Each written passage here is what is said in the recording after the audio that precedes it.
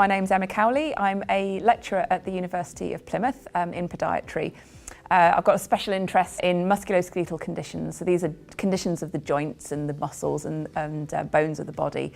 So I practice clinically, and I'm also an active researcher, and I teach. I've been doing it for 25 years.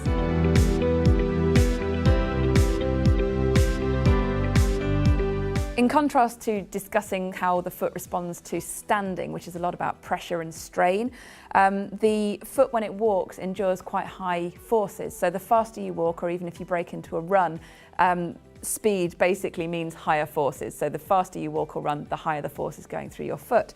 And if you look at the size of these joints, they're tiny little joints and tiny little structures, often taking sometimes 4 times your body weight if you're running fast. So really, it's a wonder that they don't go wrong more often, actually. And what we maybe need to consider is the function of the foot. When the foot is walking, it's not just a static structure, just load bearing. It's actually a moving, dynamic structure that is taking strain and stresses at different points. If, for example, you had some arthritis in your big toe joint or maybe in your ankle joint, you would lose the ability for your body to go over the top or for your foot to go over the end of your toe when you're walking. And that's obviously going to load other structures as you try and get off that joint to continue to move forward.